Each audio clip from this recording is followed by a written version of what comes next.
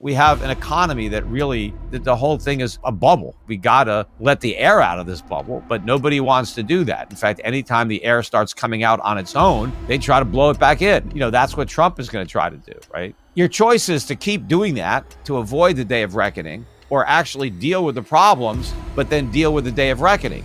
But Trump did not run on any kind of austerity, tough love. We got to swallow the bitter tasting medicine and then we can have a real recovery. He just promised another sugar high. He's just promising all kinds of stuff that he can't deliver. He said, vote for me and I'll cut your taxes. I won't cut any government benefits like Social Security and Medicare. Social Security was a fraud from day one. We got to get rid of the whole thing. We got to get rid of the taxes, get rid of the sham, and just get the government out of something that it had no constitutional authority ever getting itself into. But no, they want to just keep it going. Is there a scenario where within the next 4 years, he could get this country back on track to avoid a financial collapse? Not a scenario that has any reasonable probability of playing out. I think that this term is going to be more of the same. There is no pain-free way to fix the problem. This thing is going to come crashing down. The question is, how much longer is it going to take?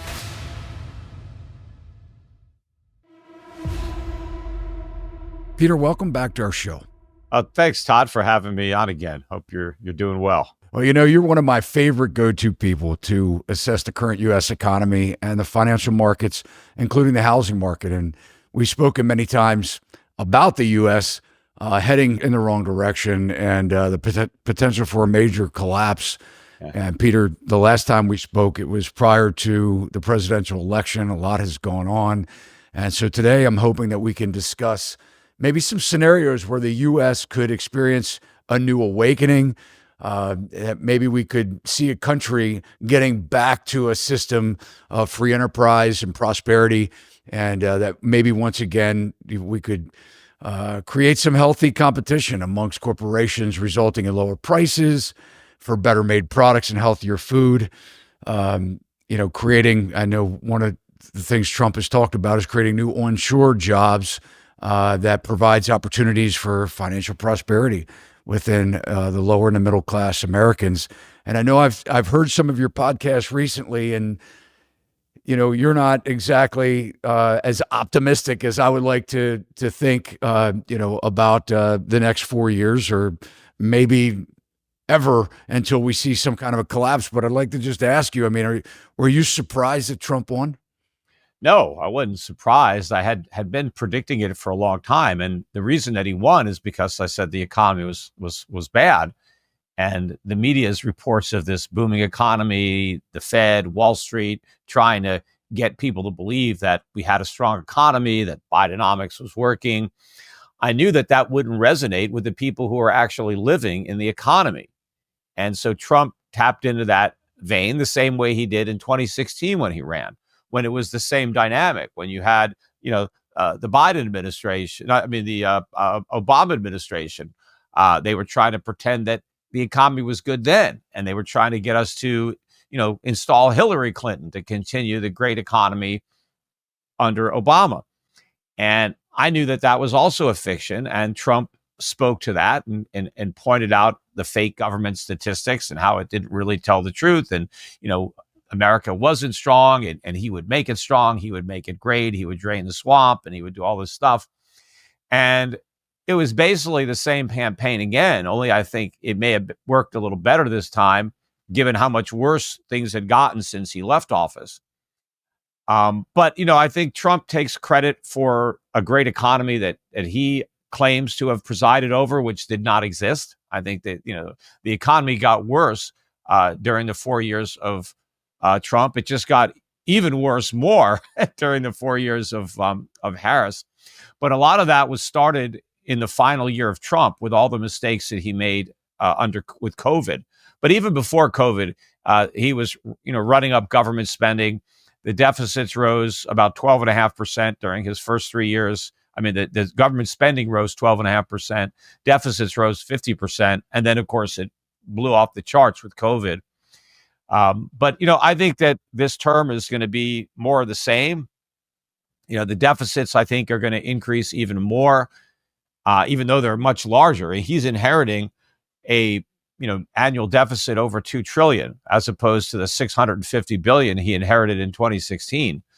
But I think the tax cuts that he's promising are even bigger than the ones that he delivered 4 years ago. So the impact on the budget could be greater. And I don't see the spending cuts. In fact, I see spending increasing under Trump, despite Elon Musk wanting to go to work cutting waste, fraud, and abuse. The problem isn't the waste, fraud, and abuse. I mean, that's par for the course with government. I mean, it's never going to be efficient. The problem is, all the things that they've taken off the table that you can't cut, that need to be cut, that aren't going to be touched, that are just going to be growing on autopilot, that are a big problem. The tariffs aren't the solution. We've already got tariffs. Trump put tariffs in the first time. Most of them are still here. The trade deficits are bigger than ever. They got bigger under Trump's first term, and they got even bigger under Biden's. The last trade deficit we reported, merchandise trade, was the worst ever, with the exception of one single month as soon as they reopened the economy after COVID, when a lot of backed up inventory shipped in 1 month. But if you look at regular months, the last one was the worst, and that's with the tariffs. So more tariffs are just going to drive prices higher. They're not going to improve our industrial base or lower our trade deficit. I've heard a lot of people say a lot of different things about the election results. They said that, I've heard racism is still running rampant in the U.S., that's why they elected Trump. I've heard people say that they weren't ready, like with Hillary Clinton, that they weren't ready for a woman to be president. I mean, what do you think? I mean, obviously, the economy has been horrible over the last 4 years. What do you think the number one reason why voters, I mean, obviously it had to have been an enormous amount of Democrats that voted for Trump, a lot of young people. What do you believe, if you had to say one single issue being the greatest, do you think that is the economy, or what do you think? We don't have to guess. The voters told people with the exit polls, why they voted the way they did, what were their main concerns, and it was the economy or inflation, which is, part of the economy. But yes, government created inflation, drove prices way up, and people struggled to pay the bills. They depleted their savings. They maxed out their credit cards. They got second jobs. They got third jobs. It's been very difficult. And so Trump promised some relief. I feel your pain. I'm going to make it better. I'm going to cut your taxes. He didn't really alienate anybody because he didn't promise to cut any benefits. We're not going to cut Social Security. We're not going to cut Medicare. We're not going to touch Obamacare. Right. So he didn't gore any sacred cows. And then he pandered to everybody, in particular, Bitcoin. I think one of the reasons that he got a lot more young people was because those are the young people that own Bitcoin. And Trump promised to make them rich if he was elected. So I think that helped. I think racism played a very small part in it, not enough to move the needle. I mean, there obviously are racists in America of all races, so there are people that probably voted for Kamala because she's black, right? That's racism. Or they voted for Kamala because she's a woman. Right? There are women that I heard people saying, it's time for a woman president. Right? Well, all right. Well, isn't that sexist? Who said it's time for a woman president? It's time for a good president. Doesn't matter what their gender is, what their race is. But I know there are people who voted for Harris because she was a woman and because she was black. And there are probably people who didn't vote for her because she was a woman or because she was black. But I'm sure that those people are actually a smaller number. I think that the racism and sexism probably worked to Kamala's advantage rather than to her disadvantage. But the biggest disadvantage she had was she was dragging the last 4 years of dead weight behind her, from the Biden administration. They asked her, what would you do different? She couldn't think of a thing. Yet then she said, well, but, vote for me for a change. Well, change what? You didn't do anything different than she ran a horrible campaign, too. Her whole campaign was basically Donald Trump's a fascist, so vote for me. He's the next Adolf Hitler. So, I mean, how do you run a campaign where it's all just negative about your opponent, nothing really positive about yourself? It was really voting for Trump or voting against Trump. I mean, Harris maybe wasn't even in the race. It was just the yay or nay on, do you want Trump or not? Do you think they kept her, as the candidate because of the campaign funding that they had raised? They had Well, gotten too they far got down the to road? spend that money. That was probably a big part of it, because if she wasn't on the ticket, I think they were going to have to give that money back. But, they raised a lot more money, but then they blew through it. I mean, if you look at these expenditures, somebody ought to audit the whole campaign. It looks like a giant fraud. So many people paid money to support her, and it was like a big slush fund. Because I don't know that they weren't, maybe spending the money to win the campaign. They were just trying to milk it for whatever they could. And she still ended up with debt, right? She ended up with a negative balance. But look, Trump, I mean, look, he took a lot of money from people who thought and they would make money if Trump became president. I mean, a lot of special interest money went into the Trump campaign. I mean, in particular, the crypto money. I mean, they were the biggest donors. And I think that was really the low point, in my opinion, of the Trump campaign. They hear him, because I know Trump doesn't believe any of this. I mean, when he was president, he was, it's a fraud, it's a scam. Bitcoin's not a currency.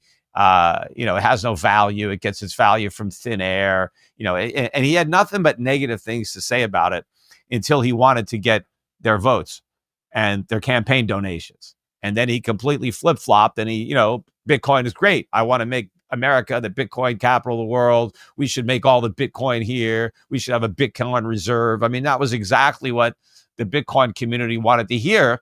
And they responded with their donations and their votes. And now they think they're getting rewarded because, Bitcoin prices hit 90,000 last night for Bitcoin. And, MicroStrategy keeps going up and borrowing billions more and buying more Bitcoin with borrowed money, and then pushing up the price of Bitcoin. So the price of their stock goes up, so they can borrow more money to buy more Bitcoin and just keep the pyramid going. But this thing is going to come crashing down. Question is, how much longer is it going to take? Interesting. Well, he ran a brilliant campaign. I mean, and to your point, he spoke at I think it was a keynote at one of the nights at the Bitcoin conference in Nashville this year. Yeah. Is there a scenario, Peter, that you could see? I have some I want to play out with you as we unpack this thing. But is there a scenario where he could make policy change, whether it was an executive order, he gets it to pass through? Is there a scenario where within the next 4 years, he could get this country back on track to avoid a financial collapse? Well, not a scenario that has any reasonable probability of playing out, because, there is no, pain-free way to fix the problem, right? The problems have been building up for not just years, but decades, really. But we have an economy that really is a bubble. The whole economy. It's built on the reserve status of the dollar, where we don't have to produce; we just print money. We ship the money abroad, and we get $1 trillion plus worth of goods that we didn't produce, and we didn't have to expend any resources making. And so we bring all this stuff in, and we get to consume it, and we get to borrow money we didn't save, and we live beyond our means. And the government gets bigger and bigger and bigger, and the industrial base gets smaller and smaller and smaller. And so you're building this, like upside down pyramid. And, everybody just spends too much, borrows too much, saves too little. We don't invest enough. We don't produce enough. And it's just kind of a really mixed up economy. And every time over the years, we've tried to go through this, a deflation or a correction where we bring real estate prices down, housing prices down, and we get some kind of recession or crisis. The government just, prints more money, artificially lowers more interest rates to get the bubble to get bigger and bigger. And so your choice is to keep doing that to avoid the day of reckoning, or actually deal with the problems, but then deal with the day of reckoning, which means we have to seriously cut back on spending and borrowing, Asset prices have to come down. Debts have to go into default. People have to lose money. I mean, it's, the government has to come clean and tell people that, it's made a lot of promises that can't be kept. And so we have to have cuts to all these, programs like Social Security and Medicare and, all those things. The government doesn't have the money, and it doesn't even have the money to pay the national debt, the interest on the debt, because part of the structural problem is that interest rates are too low, and they stayed too low the whole time the Fed was hiking rates. People kept saying, oh, the Fed's got interest rates, they're high, they're 5%. They weren't high. I mean, they were just higher than zero, but from a historic perspective, they were still low. And from a perspective of a country that has hardly any savings and massive debt, the rate was much too low to actually encourage the type of, saving and consumption that we need. So we have to have much higher interest rates. But obviously, we can't afford to pay the higher interest rates with all this debt. So the debt has to go away.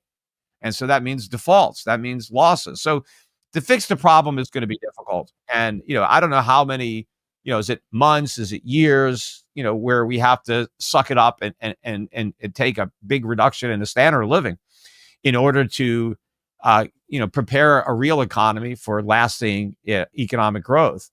But Trump did not run on any kind of austerity, tough love. We got to swallow the bitter tasting medicine and then we can have a real recovery. He just promised another sugar high. He said, vote for me and I'll cut your taxes. I won't cut any government benefits other than going after waste, fraud, and abuse. I mean, yeah, sure. No, you don't find any objections when you talk about cutting waste, fraud, and abuse until you actually try to cut it. And then you find that there's a constituency and special interest behind every line item, and you can't even cut the waste, fraud, and abuse.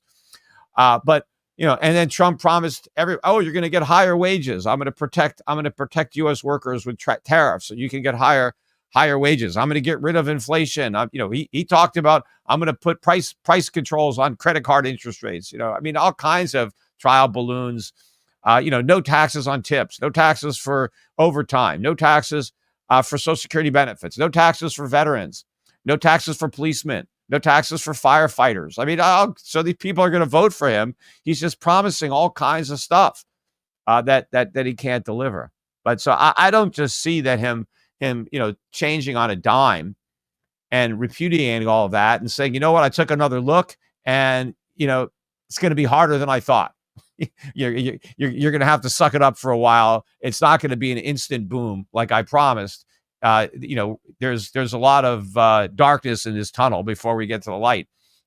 He's not going to have that frank discussion. He's going to just go in there and just try what he did the first time, just goose the economy and probably get the Fed to go along, which they probably do anyway, with another round of quantitative easing and cutting interest rates and just creating more inflation and trying to keep everything from imploding, so he can finish out his term. Or that's what he might hope. Well, speaking of the Fed, let's talk a little bit about the Federal Reserve. But before we do, let's talk about the stock market, because I blame the stock market for much of the mess that's been created. The S&P hits the highest it's ever been. It's in the 6,000s. Peter, you worked on Wall Street. Recently I discovered that consumer products priced in, I did this little self-examination here, this little test where I pulled up the inflation calculator and I put several products in back what they cost in 1985 and compared them to 2024. And after adjusting for the government-provided CPI inflation over the last 40 years, today's prices, to no surprise, are way higher than they should be with the inflation calculator. And I'm not just talking about a couple percentages higher, 20 to 70% higher than the inflation adjusted pricing. And, I'm blaming this on publicly traded companies, price gouging consumers in order to keep their shareholders happy and their C-suite executives rich. And I blame the Federal Reserve for supporting this price gouging. Is that fair?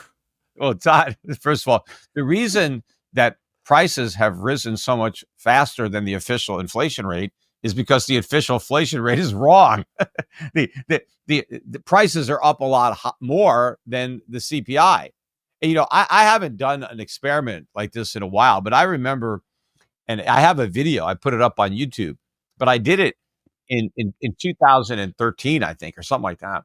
But I went back 10 years, right, from 2003 to 2013, because I looked at the CPI at the time, and one of the categories they had was newspapers and magazines, and it showed a 30% increase in prices over a 10-year time period, which would be 3% a year, right?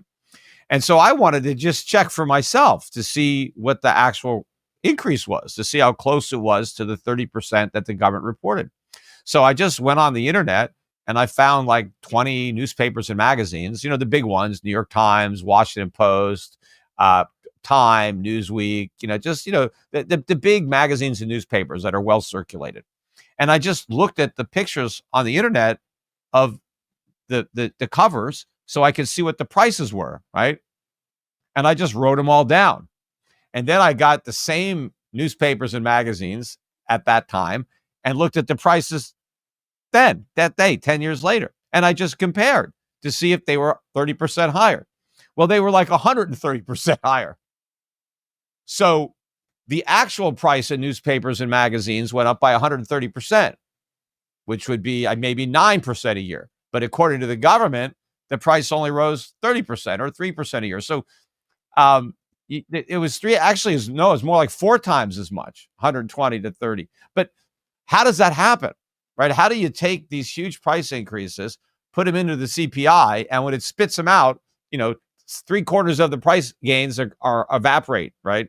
So that's the methodology. It's flawed by design. So, don't think that companies are raising prices more than inflation. They're not.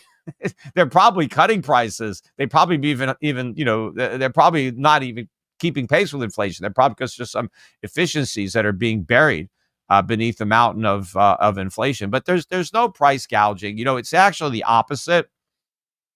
Businesses try their best to lower prices because they're trying to get more customers. They're trying to get more sales. Everybody wants to lower their prices. I mean, that's why people have sales, right? They're hoping that the low prices will drive in more business. So in a competitive free market, you're always trying to lower prices and increase quality. And that's what you want because you'll actually make more money. You'll sell more products and you'll make more. I mean, the margins are what counts, not the price. And if the price is too high, you won't sell a lot of stuff. And so you won't make a lot of money. So to say that the businesses are out there to gouge their customers, they're not. It's the politicians that gouge the taxpayers. That's where all the gouging comes, because there's no competition there. You're stuck, right? The government can do what it wants. If a private business tries to gouge you, you'll just use their competitor instead.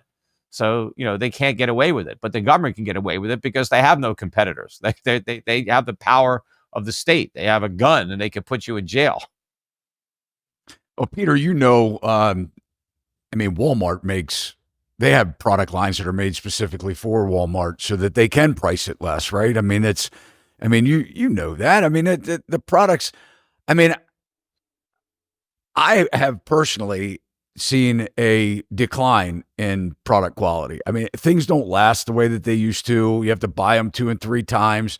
I mean, the food is probably the unhealthiest that we've seen with processing and, things aren't even real. I mean, cheese, they can't even call things cheese because they're not cheese, or ice cream because they're not ice cream. I mean, people have seen these on social media and it's true. I mean, whether it's the frozen snacks that we get in the store, it just goes on and on and on. I mean, I see where we've got shrinkflation, these corporations. I mean, how do you explain it then? I mean, how do you explain these record profits and being able to deliver the results to these shareholders when their stock prices are so far overvalued to income? I mean, what else is keeping that going? I mean, it's two questions. First of all, the degradation in quality is part of the unreported inflation that never gets captured. One of the ways that companies can avoid raising prices because inflation is driving up their costs is by reducing the quality. And so, that's happening. right? And shrinkflation is part of that, right? You just shrink down the packaging size, so you don't raise the price, you just give less. So you end up spending more anyway because you have to buy the product more often because you run out of it quicker. And so you have to, over the course of the year, you're buying more units because each one has, fewer in quantity. But yeah, the stock market is overpriced. That's part of the goal of monetary policy, is to keep interest rates artificially low so they can keep equity prices artificially high. They think that the key to the economy is for us all to have a lot of wealth in the stock market. And if we have wealth, we'll go out and spend more because we're richer. We can go out and borrow money and use our wealth as a collateral. But the whole thing is a bubble. That's why I said we gotta let the air out of this bubble, but nobody wants to do that. In fact, anytime the air starts coming out on its own, they try to blow it back in. And, that's what Trump is going to try to do, right? He just wants to get a bunch more air in that bubble so he can take credit for it, right? I mean, he criticizes the bubbles, when they're on somebody else's watch, but once they're his bubbles, he loves them. Ron Paul, I mean, you're no stranger to him. In fact, weren't you his campaign manager at one point? Nah, I was never his campaign manager. No? What were you doing with him? Tangential role in 2010 as an economic advisor, but I had nothing to do with the actual campaign. I supported him, though. I liked him. Yeah. So he says that we should end the Federal Reserve, that it's their fault that we're in this bubblish economy, or the markets are so out of whack. I mean, it takes two to tango, so they don't get all the blame. But I would assign more of it to the Fed. I mean, they were supposed to be independent. They were supposed to be the adults in the room. They shouldn't have been enabling all of this massive deficit spending and, with their quantitative easing programs and bank bailouts and, all this stuff. But they did it. But the thing is, if you just eliminate the Fed, what's your plan, right? Because if you just have the government do what the Fed is doing, it's probably going to be even worse. So you have to eliminate the Fed, but then make sure the U.S. government doesn't just assume the responsibilities directly. So you got to eliminate the Fed, keep the Constitution, so we go back to real money. We go back to gold and silver coins being real money. And the only paper money that we have comes into existence from legitimate private banks, not by the U.S. government that has no constitutional authority to print money, and not a government-created cartel like the Federal Reserve, but private independent banks can issue their own note currency backed by real money, and just don't back them by the FDIC or any kind of government implicit or explicit guarantees that if they fail, they're going to get bailed out. I mean, we need a banking system where people know if the bank fails, there are no bailouts, because then banks will be, financially sound, because otherwise they won't have any customers, right? They can be completely reckless now because the customers don't give a damn, because the government said, hey, don't worry about the bank. If anything goes wrong, we got you. And capitalism doesn't work well that way when governments come in and subsidize and guarantee things, because it leads people to do things that they would not do in a free market. And that's not a good thing. I mean, because the free market is the best way to allocate a capital and resources. But when government intervenes, it creates a less than optimal allocation. And sometimes it's way less than optimal. A lot of people say that this all started to get out of equilibrium when Greenspan took over from Paul Volcker, that he made promises to prop up Wall Street. I mean, what types of things did he do to, prop up Wall Street, and how has that been continued with Bernanke and now Powell? Well, it was, we had the Greenspan put for a long time. Greenspan had your back. If something went wrong, he would do something, cut rates, organize the stock market put, right? Yeah, you're talking about Well, the stock market and bond market, or any big problem. If like the Fed was there, if there was a fire, the Fed was there to put it out. But that's not what the Fed was created to do, and that's not what the Fed is supposed to do. But now it's completely ridiculous. I mean, you look at Jerome Powell, and he thinks the Fed can't even criticize the government. They can't even criticize budget deficits. They can't even comment on the effect budget deficits have on interest rates or the economy. I mean, it's so ridiculous. I've never seen anything like it. I mean, Powell claims the Fed is independent, but then he's scared to say anything critical about anyone in the government or anything the government does, which is nonsense. I mean, it's the Fed's job, especially the chairman, to be very critical of government policy that is inflationary, that is making the Fed's job harder, that is jeopardizing the solvency of the United States. I mean, if the Fed can't criticize the president, who can, right? Because he's supposed to be independent. What good is independence if you're afraid to be critical? That's the whole point, right? If you were part of the government, you couldn't criticize your boss or you get fired. But Powell knows he can't get fired. He said that.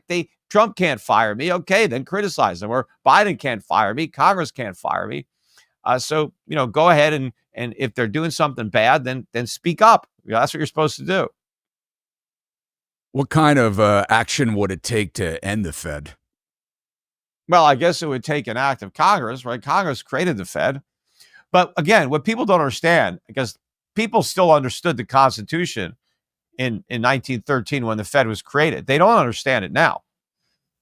The Fed was created and it was allowed to print paper money because the U.S. government couldn't do it. Congress was not given the authority in the Constitution to print money.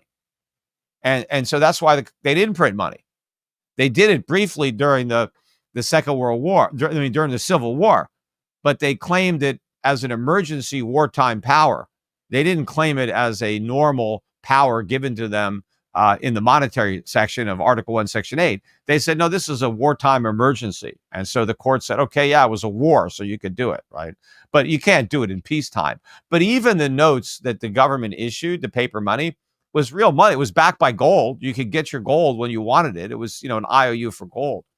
But they stopped issuing it. Once the war was over, they didn't issue anymore. They went back to just coining money, which is what the Constitution provided.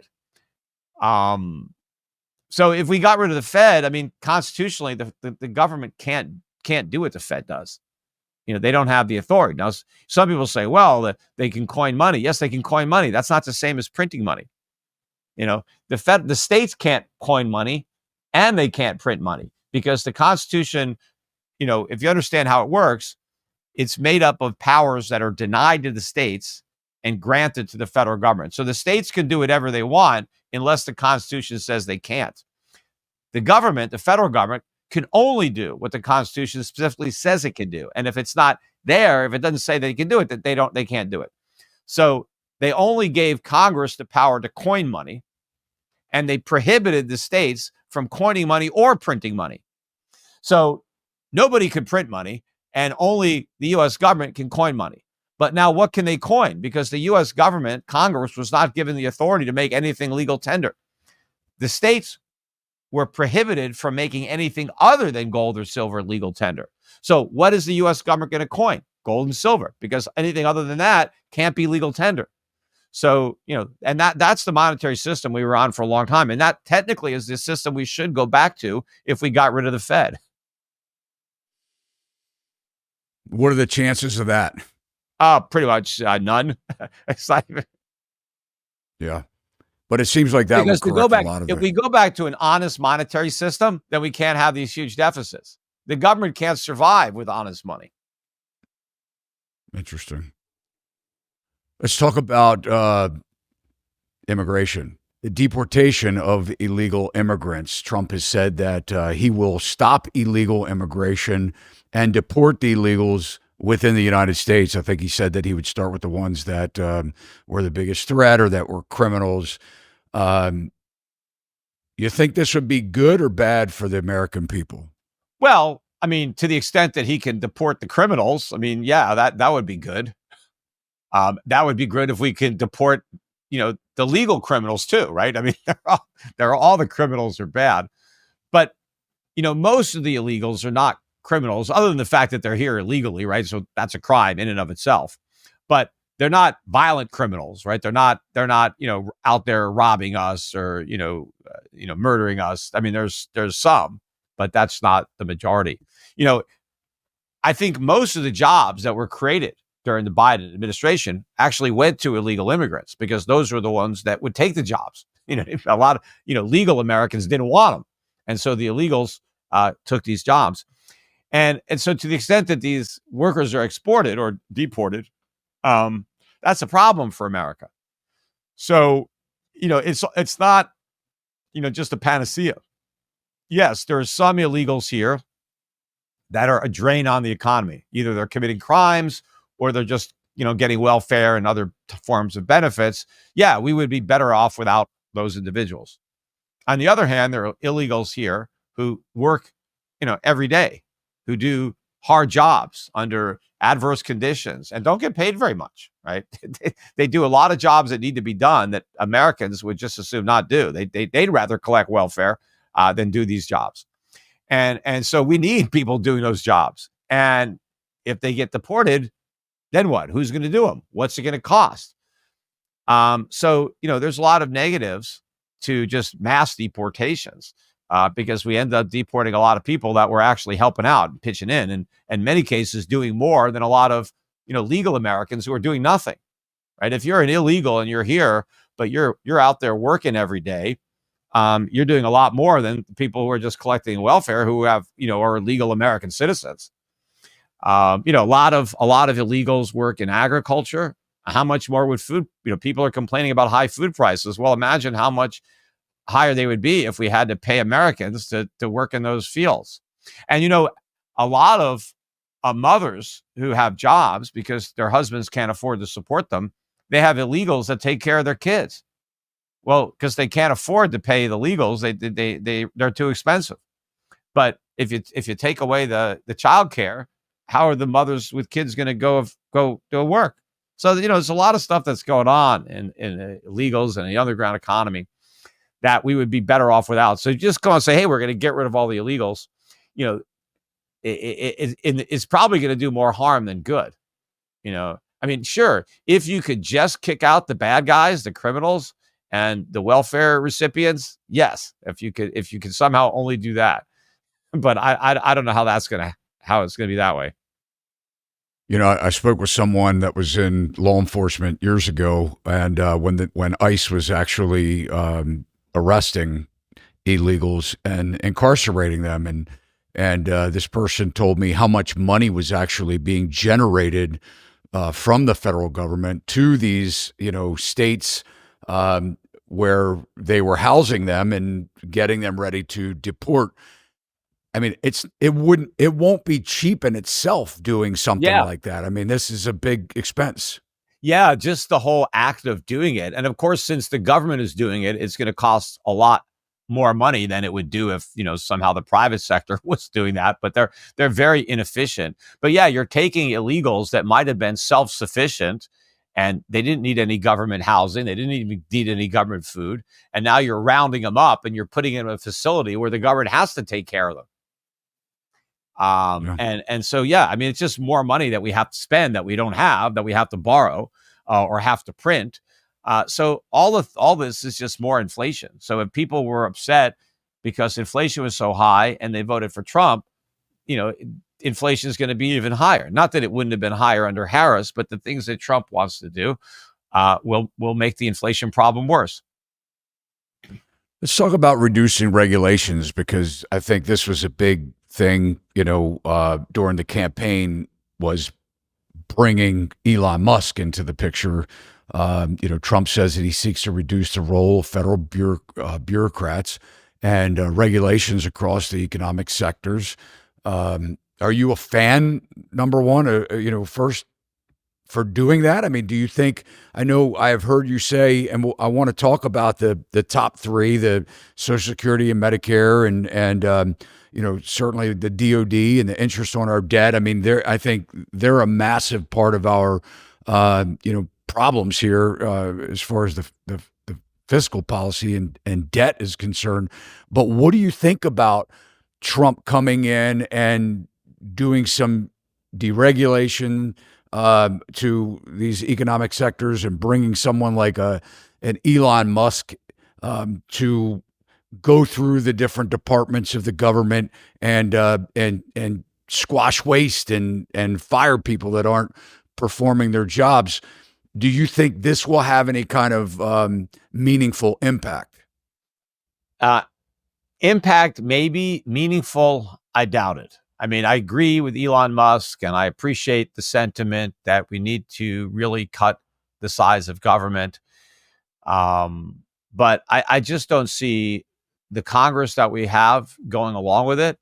And so you're not going to get Congress to, eliminate agencies and departments and do any kind of mass layoffs. I'm not sure, in the executive, how many people that they could lay off, without having to get congressional approval. Of course, you got labor unions there that you have to deal with. The, government unions are pretty strong. I'm not even sure how easy it is to fire a lot of these people. So I think, it's just more talk. I mean, I've been hearing the talk for decades now, but I never see the walk, right? Because the political realities are what they are. And, so this is just going to be more of the same. The government is going to get bigger under Trump's second term, just the way it got bigger under his first term. And when he campaigned, he promised to make government smaller. He promised to balance the budget and cut government spending and get rid of the trade deficits. And, the opposite of what he ended up delivering. He just pretended that the economy was great because the statistics, said things were good. But he ignored the fact that when he was a candidate, he said the statistics were lies. In fact, he even joked about it one time because he ran for office. Hey, the unemployment number's a lie. The number's a lie. It's not 5%. It's 25%. And then as soon as he became president, he started pointing to the same phony numbers to show how low unemployment was under him. And somebody actually asked him at a conference, well, when you were a candidate, you said the numbers were fake. And he said, well, they were only fake back then. They're real now. And he kind of did it with a laugh. But so basically he said, look, yeah, I was campaigning, when they were Obama's numbers, they're fake. When they're my numbers, they're real. Right. So it's the same guy. He hasn't changed. We reelected the same president. And so, he didn't suddenly become a Boy Scout. And he played politics like a Stradivarius, as far as, pandering to every special interest group that he could imagine. And he was able to get elected. But, I think he enjoyed being president, and he's going to, he wanted to go back, and now he's back, and, he risked a lot, he almost got killed. So it's not like it was easy for him. Dodged a bullet and now he's back. Do you think any of this government cutting can be accomplished through executive orders, or does he need congressional approval? There's probably a lot that he can do just with executive orders, but he could have done that when he was there before. So why didn't he do it then? And what's different now? I mean, other than Elon Musk, and the people that really have his ear now are the crypto people.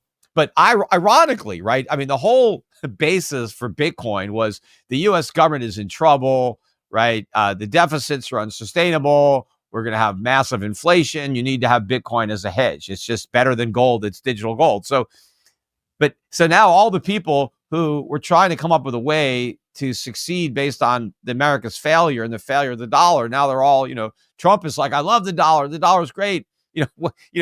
Why is he embracing, Bitcoin, which was supposed to be a threat? Now they're talking about, we're going to back the dollar with Bitcoin, which is completely nonsensical to bring that up. But he's surrounded now with all these crypto guys that are. You don't think that'll happen? You think that will never happen? I think that's absurd on its face.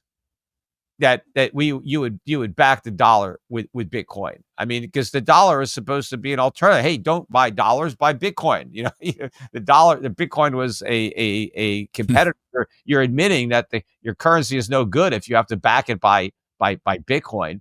But I put out a post about this, because if the U.S. government ever did establish a Bitcoin reserve, and actually bought like 1 million Bitcoin, which is what Robert Kennedy Jr. was proposing at that Nashville event, it would destroy the country, because they would go in and buy the Bitcoin. And of course, they wouldn't buy it at 90,000. I mean, who knows? Maybe they would push the price up to 1 million if the US government came in and just paid whatever the price was for Bitcoin. But then what happens when they stop buying? The price is going to crash. And then there goes the value of their reserves. So once they establish a big Bitcoin reserve, they're kind of committed to buying more Bitcoin. And so now everybody who owns Bitcoin is now rich, right? Everybody's a millionaire or a billionaire. And so they want to start selling their Bitcoin because they want to buy a mansion and a yacht or whatever it is. Well, the only buyer is the U.S. government, because everybody else wants to sell because they all have money. So now the government has to keep buying more and more Bitcoin by creating more dollars to buy more Bitcoin, destroying the value of the dollar in the process. You end up with like hyperinflation because the government has printed so much money to buy nothing, to just buy Bitcoin. But then at the end, the government is broke. And so now it needs the money. So it has to tap into its Bitcoin reserves to pay the bills, except they were the buyer. And so when they want to sell, there's nobody, and the market just collapses, and it's basically worthless. But, the U.S. taxpayer ends up getting left holding the bag of all this worthless Bitcoin.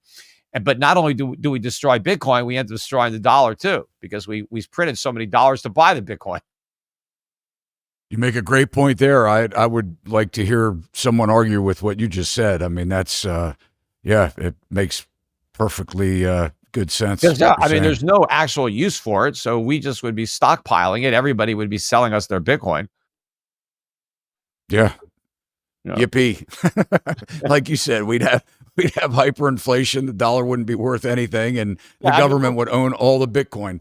Yeah. What is the Bitcoin worth if the government has it all? Right. Makes sense.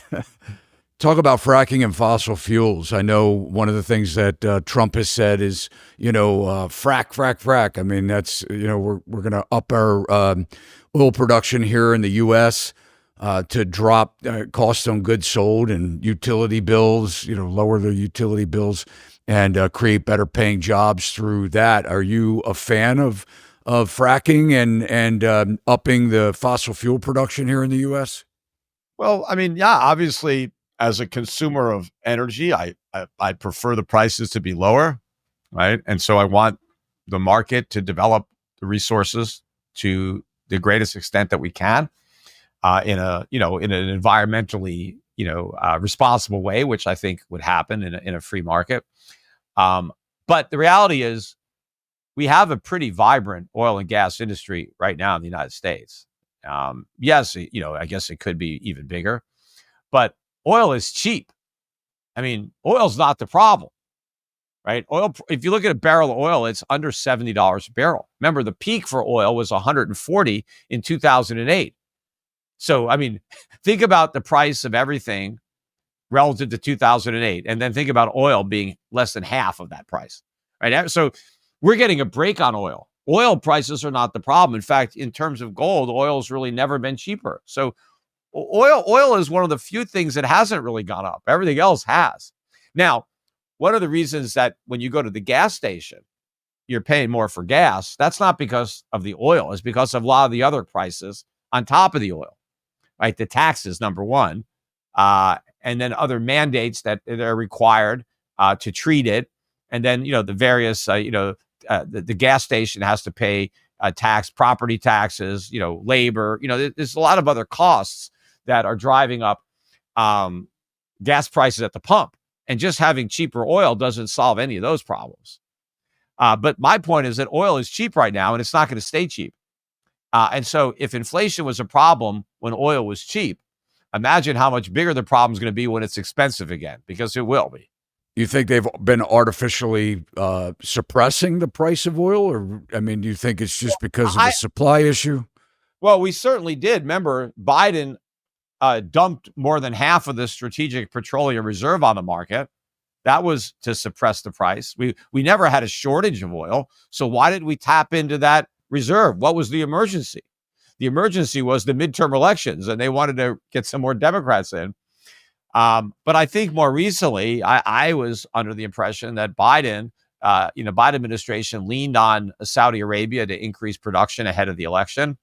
I think they called in some favors with Israel not to bomb any Iranian oil assets. And I think a lot of that was done to keep oil prices as low as possible when people drove to the polls. So obviously those pressures are going to fade a bit now, although maybe Trump could try to put some pressure now. But I mean, there's not an election, and Trump doesn't have to worry about getting reelected. But I think oil prices are going to go up. I think they're going to go way up. I've thought that for a while. Hasn't happened yet, but I think it will. How about affordable housing?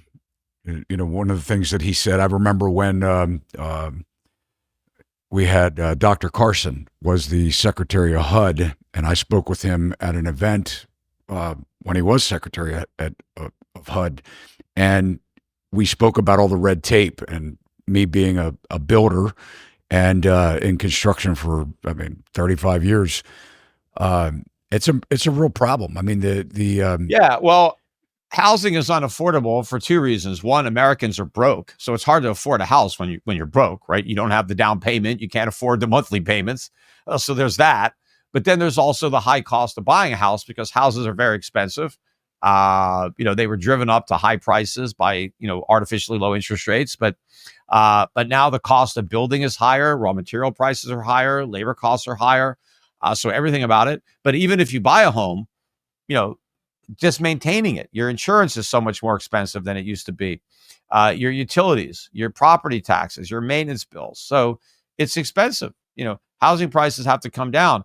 But when housing prices go down, that affects the economy too, because a lot of people own houses and that's their biggest asset. And when their house goes down, there goes their net worth. And maybe they're using that as the basis for loans, or they're not saving as much because they got this home equity that they think they can fall back on. The real solution to the housing problem, of course, is lower home prices, and a stronger economy where people can earn money to pay for it. But we're just going to get more gimmicks. I mean, maybe they're going to try to reprivatize Fannie and Freddie. I know that the Trump backers put a lot of money on that trade, and the stocks go up every day now. There's a lot of speculation that they're going to release these GSEs now. They've been in receivership since 2008, 2009. They're going to say that it's going to bring down mortgage rate and housing costs. I don't think it will. They want to privatize those now that they have destroyed them and written a whole bunch of, guaranteed a whole bunch of mortgages that will probably be in default. And now they want to offload they think them. They've got this pristine balance sheet right now, which I doubt. But, it's a gimmick. Maybe they'll do it. Maybe they won't. I mean, I thought that they would be safer to not do it because, they can't bring them out with the same type of implicit guarantee they had before. So that ship has sailed. So it's a lot more difficult. I want the government to get completely out of it. I mean, if Trump really cared about free markets, he would kill these things completely. The government should have no role in housing. That's why housing got so expensive in the first place, because of government. And government, look at it on a local level too, with price controls and rent controls, rather. I mean, rent controls and all the permitting processes and how long it takes to do stuff. I mean, governments interfere with the free market's attempts to provide affordable housing. Government makes housing a lot less affordable. But one of the things that's going to be happening is mortgage rates are going to be going up. They're not going to be going down. They're going to be going up. And the only way to get them down is for the Fed to go back to quantitative easing, which means a lot more inflation. And that's probably what's going to happen, because otherwise rates are going to go into the double digits. And these prices are not built for that. Prices have to crash. But one of the reasons that we talked about this before on the show, one of the reasons is that if you own a home and a mortgage that's got a 3 handle on it, you're not going anywhere. Your mortgage is your biggest asset, not your house. It's the mortgage that has the value. And so people want to hold on to those mortgages. And in order to do that, they have to keep their house. And so that helps to reduce the supply of homes, because the people that own those homes with 3% mortgages aren't going anywhere. Is there a way for new supply? One of the ways to keep housing in a nice balance of supply with the demand, obviously, is to have more of it. Do you think there's a way, like they did post World War II, where the government could encourage developers to, cut the red tape. It's so expensive building a community. And by the time you talk about the impact fees and stormwater management, and I'm not saying that these things aren't necessary or that you can't, build a new community without them. I'm not suggesting to build it without these controls, but the costs that go, add so much more to the price of the lot or finishing the lots that they have to build a very large home in order to recoup Yeah. that profit. Is there a way where they could cut this red tape, build just like they did post World War II housing, the 12, 14, 1,600 square foot houses, maintain the asset values of the McMansions that have already been built, but also encourage more affordable housing, not government subsidized housing, more affordable single family housing? Is there a way to do that and maintain the asset that someone's already paid for? Real estate is too expensive. So they shouldn't be trying to maintain high prices. They should let high prices come back down to earth. But it's not so much that the government needs to incentivize construction and home building. They need to stop disincentivizing it. It's the government that is the problem. So if they roll back a lot of regulation and red tape that never should have been rolled out, yes, that would help a lot. What we really need, though, is not more single family homes. We need more multifamily rental units. I mean, that's because most people don't have the money to buy a single family home. It's not just about like, well, can they afford the down payment? They can't afford to maintain them. They don't have the money. The average American has not even $400 in savings for a rainy day. How do you own a home if you only got $400 to pay for unexpected repairs? So most Americans are not cut out to be homeowners. They should be renters. So we need more rental housing. But, one of the ways that you discourage rental housing is when there's a pandemic, you say that no one has to pay their rent. And, you scare the hell out of somebody. There's like, you know what? I don't want to build rental units. I'm going to put some tenants in there. And the next thing you know, there's going to be another pandemic and I'm not going to get rent for 2 or 3 years. And government. I've been there. The governments vilify landlords, right? They're the bad guys. They're the greedy, Simon Legree, the image of the bad guy there to collect the rent from the poor woman who doesn't have it. He's going to kick her out, right? It's all the laws that are written in most communities are very pro-tenant and very anti-landlord. And that's also because tenants generally outnumber landlords, right? You have more people who are renting than who own the rental properties. Because typically when you own a rental, you might own, 50, 100 doors, 200, right? You got all these rental units. You're just one vote. All your tenants collectively outvote you. So the politicians who are counting the votes, they want to pass laws that are favorable to the tenants, right? And so if you've got all, this stuff against you, well, all right, I don't want to be a landlord in that community. I'm not going to build any rental housing. I'm not going to take all those risks, right? So if you want more housing, you got to just level the playing field, get rid of all these laws that make it difficult to be a landlord, that make it risky and expensive to be a landlord, because they're doing a good deed. They're supplying housing, right? Yeah, they don't supply it for free, but the farmers don't grow food for free. They expect to get paid when they feed us. They don't do it, because they're just good people. They don't want us to starve. They want to make money. And I don't begrudge the farmer their money because I want to eat and I'm going to pay whoever could feed me. Right. And so if you need a house, don't get mad at the guy that provides it. Just be glad that it's there and pay him his rent. Yeah, well, you're right. I mean, they certainly have. They've weaponized the tenants against their landlords, and I've been through it. And I can remember one time in specific, I had a professional tenant. She actually was a parole officer. I mean, this is crazy. And she filled the lease out with just her living in the house.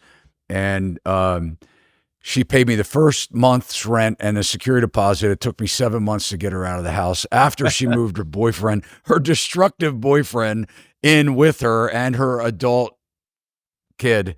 Yeah, it And even man, happens with expensive houses. Like I had a friend of mine rented out his house in Montecito, in Santa Barbara, California, and he was getting, I forget, 50 to 100,000 a month. That's a big house, and and then the tenant just complained about this woman and stopped paying the rent. It took forever to get rid of her. But it was like she said there were whatever, I don't know if she was mold or whatever nonsense she claimed. that's the But, easiest. Yeah, but then that's she the didn't want to leave. I mean, because my friend was like, "Okay, well then I'll tear up your lease. You could just leave if you don't like." Oh no, I'm staying. I'm staying. I'm just not paying any rent. that's right. Yeah, So yeah, and look, California is one of the worst. And I think around Santa Barbara, that you said Santa Barbara, right? yeah, yeah. Is that what you said? Yeah, I think that's one of the worst counties too, to try and Yeah, get. I mean, just try to get rid of somebody, kick them out of Yeah. the house. I mean, it's your property, but then somehow they got all the rights because they just happen to be there. Well, let's talk about the pain that you say is necessary to bring things back. I mean, this isn't an easy conversation to have. I know when I visited you in Connecticut, you were talking about Social Security and how wealthy people shouldn't get it. They should just say, "Hey, I don't need it. Don't pay me." Of course, I don't know that is a large enough percentage of people that would make a huge difference, but obviously it is a huge. I have some numbers on this. I think, and by the way, the headquarters for the Social Security Administration is here in Maryland, 15 minutes away from where I am right now in Woodlawn, Maryland. And doing a quick fact check on Google, it says that there's about 60,000 employees that are working for the Social Security Administration, and they have a huge operating budget. I mean, I think right now their 2024 operating budget is $14.2 billion. I actually have a friend whose wife is at the Social Security Administration. Whatever. I hear the different side of the story. A lot of them are still working from home, and it doesn't seem like, I don't know. I may lose some subscribers or potential clients on the buying and selling side of things, but I don't know what they do exactly. I'm sure they do a lot, Peter, but what needs to happen with this? I mean, do we one day need to eliminate Social Security, say, you paid for it for 40 years, you're going to get it, but now the people working are still going to pay for it, but you're not going to get it? I mean, what's the answer with this? Well, again, Social Security was a fraud from day one, right? When the Roosevelt administration concocted it, it was packaged as an insurance product, and that's why there's a Social Security trust fund. You pay Social Security premiums. They don't call it taxes, right? You pay premiums, and then you get benefits, right? So they concocted it like it was an insurance, because when they started it, people started paying taxes, but it took a few years before anybody got any benefits, because they said, look, we got to build up the trust fund first. We can't just pay benefits right away, right? We got to collect all this money for the trust fund so that the trust fund has the money to pay benefits. And so they kind of created the fantasy that when you paid Social Security taxes, your money was going into this lockbox, right? This trust fund, and it was sitting there for you, waiting for you when you retire, right? And meanwhile, the government would invest it so it would grow, which is what a normal insurance company would do, right? But basically it was a fraud from the beginning, because the way it works, you pay Social Security taxes, they put the money into the trust fund, the government goes and takes the money out of the trust fund and spends it, and then puts an IOU in the trust fund, a government bond, right? So it's really just a tax. The Social Security tax is really just an income tax. And the courts have already ruled that nobody is entitled to Social Security benefits. Nobody has a legal claim. So it's really like a welfare system, right?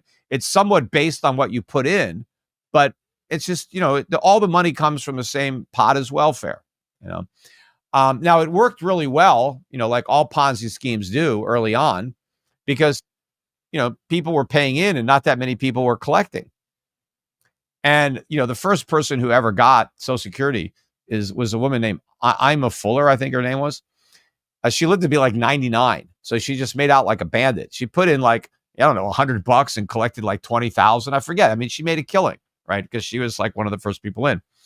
But of course now, even if it doesn't collapse, the people who are putting in today will get out much less than they put in, right? So it's a horrible deal for the people who are paying the taxes.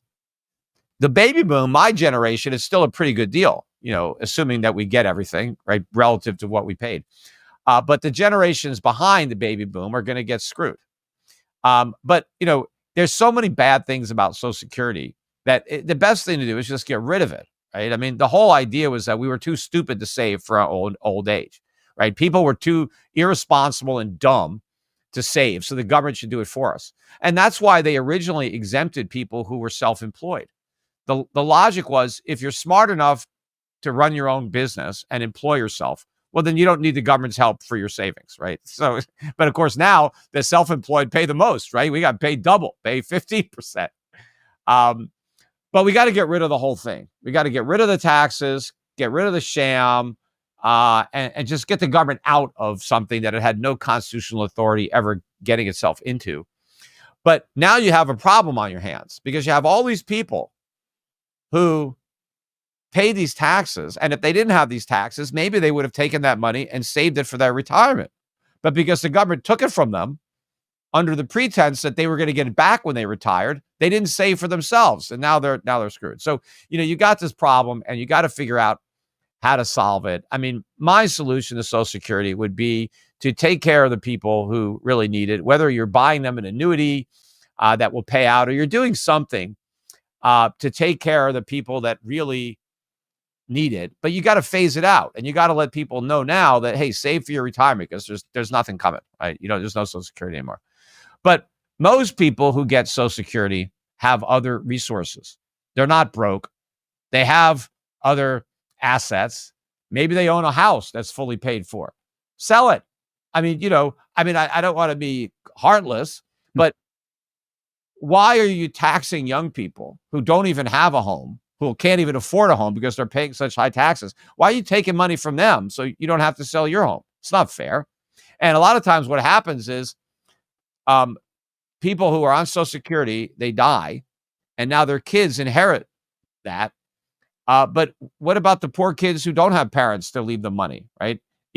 They're paying all these taxes to subsidize the inheritance of people whose parents do. So I think if you have resources, you got to take care of yourself, right? You can't take money from other people. You got a stock portfolio, start selling some of your stocks, sell some real estate, pay your bills, right? If you're broke, if you really are broke, okay, we got to take care of you. And it's unfortunate that you're broke, and you probably wouldn't have been broke if the government never created Social Security. But we just have to deal with the mess that we made, but we got to clean up the mess. But no, they want to just keep it going. And I think that everybody on Social Security is going to get wiped out to inflation. I think that's going to be the end game. There's going to be so much inflation that the benefits are going to be practically worthless. So people are going to be poor, even though they've got Social Security, because the Social Security is not going to buy very much. If you don't own your own home right now, and God forbid you're in a state or a county municipality where your property taxes are $20,000 a year, Social Security is not enough. I mean, I have a friend of mine that's just started drawing it, and he's paid the maximum out for pretty much his whole career, which they keep raising. And I think now it's $168,000 a year. Yeah, they keep talking about removing the cap so they tax everything, which they already did with Medicare. Medicare used to have a cap, but I forget when, a long time ago. But now, you pay that on all your income, no matter how. And they have a hospital tax. So you start making, even above that, the amount of Medicare and, FICA, Social Security, Medicare. Now they have a hospital tax they hit you with. But, and they're also, so just so that everyone understands, FICA Medicare is 15.3% of what someone is making. It doesn't matter whether the employer's matching the 7.65% that the employee makes or not. It's still money that the employee's not getting. That's another part of the fraud, the way Roosevelt packaged it up. When Social Security first started, it was a 2% tax on payroll, but the worker paid 1% and the employer paid the other 1%. And so the idea was you're getting something for nothing, right? You're only paying 1 cent, but you're getting 2 cents worth of benefits because your boss is having to cover the other penny. But what people don't realize is any money that the government mandates your employer send to the government is money that they otherwise would have paid you, but they didn't pay it to you. They sent it to the government instead. Because when somebody hires you, you have to cover all of their costs associated with hiring you. And if there's a big payroll tax, well, you got to be productive enough to cover that. And if I'm an employer, I'm indifferent. If I have to give $100 to the government or I have to give $100 to my worker, the same to me. It's the same $100. I mean, I just assume give it to the worker. But if I give it to the government, I can't give it to the worker. So the worker doesn't get anything for free. The workers pay both sides of the Social Security. So you're not paying 6.5% or you're paying 13% because you're paying the employer's portion too, because that portion is coming out of your check. You just didn't see it because you never got it. It went straight to the government. Peter, let's one more thing I want to talk about is the Department of Defense, because their budget is huge, and I know I've heard you talk about on your other podcast, what we've spoke about. It's a sort of a drop in the bucket when you're not talking about these big ticket items that are on the balance sheet of the federal government. But one of them is the Department of Defense. In 2025, the Appropriations Act provides $852.2 billion in total funding for the DoD. That's a $27.2 billion or 3.3% increase over fiscal year 2024. What can be done with this number to, Trump talks about in his speech after, it was announced that he had won. It was still election night. I don't know if you heard it, but one of the things that he had said in his speech was, we are going to focus on the U.S., not the rest of the world. And I may be butchering this a little bit, but he said that, essentially the country is broke and we need to fix it. But when you look at the amount of money that we spend globally, with the DoD, it is obviously part of the military industrial complex. It's a big powerhouse. A lot of this is tied together with, special interest, right? How do you go about tackling something like the budget for the DoD, where we need a strong military? Trump talks about rebuilding a military, which sounds expensive. What should be done with this? Well, I think Trump is right about that. I mean, we should just focus on defending America, and we should, take the troops home from, they're all around the world. I forget how many countries we're occupying with our troops. But they're all over Western Europe. I mean, they can take care of their own problems over there. But yeah, we could save a lot of money by bringing home the troops. And there's a lot of waste in government budgets that maybe Elon Musk can go through and try to cut some stuff out. I mean, obviously we spend a lot more because, people have got their hands in the pot. Everybody is getting rich off the public's expense in the military, in the military industrial complex. But, we'll see, if anything actually gets done. Trump doesn't really talk about cutting military spending so much. I mean, he always wants to say, wait, we want more military spending. We want our military to be stronger. We want to just take care of our guys, our soldiers, our vets, so I don't know, that if we're actually going to cut it. I mean, that's really the only thing the federal government's supposed to be doing of any substance is national defense. The rest of it is, all unconstitutional stuff that they just usurp the power to do. But, even though military spending is what the federal government's supposed to do, they're still inefficient at it. They still overpay for things. And so, they can defend. That's why I didn't like the fact that they created the Department of Homeland Security. I mean, we already have the Defense Department. Can't that take care of Homeland Security? I mean, what the hell is the purpose of the Defense Department if not to defend the homeland? Maybe we can consolidate those into one agency.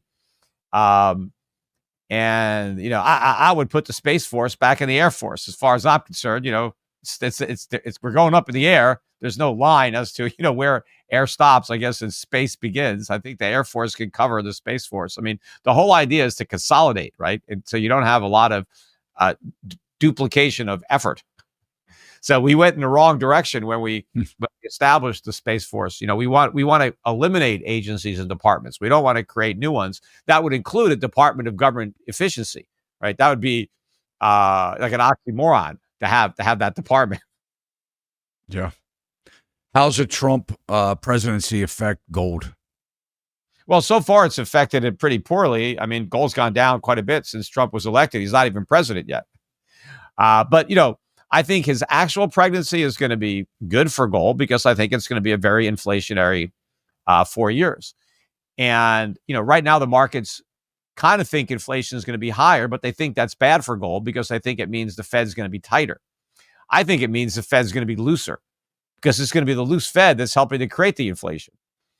So I think inflation is good for gold, and I think people should be buying this dip in gold and this, dip in silver. Give us a call at Schiff Gold. I mean, I think, this is a big sale. It's not, we're still $2,600 gold, right? So it's not like, we're still up a lot on the year, but we almost were 2,800, not, a week or two ago. So, buy the dip, buy silver. It's still, barely above $30 an ounce. That's a great price for silver. I think around 30 is the floor. And the dollar, it's the dollar too has gone up. On the belief that inflation will be higher, and so interest rates will be higher, and that's good for the dollar, and so that's brought down emerging market stocks and their currencies, and the euro's gone down, the yen's gone down. You want to fade that. I mean, this is a great time for people to send more money to my company to manage, especially if you can pull it out of overpriced U.S. stocks that have been bumped up. I mean, the U.S. stock market was at a record high before Trump won. It wasn't like it was like, down in the dumps because we had Biden, and now it's doing great because, we've got a change. We were at record highs before Trump, and now we're just making even higher records. But it's a great time to give the guys at Euro Pacific Asset Management a call. Go to our website at europac.com and talk about how we can help diversify, get you prepared for the collapse of the dollar, the acceleration of inflation. In fact, what we're really going to have is stagflation. And, at the press conference we had last week, there was a reporter who actually asked Jerome Powell, by the way, what's your plan for stagflation?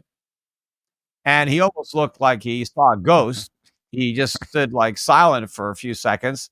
And then he said, our plan for stagflation is not to have stagflation. And that was it. Then he laughed. Great answer.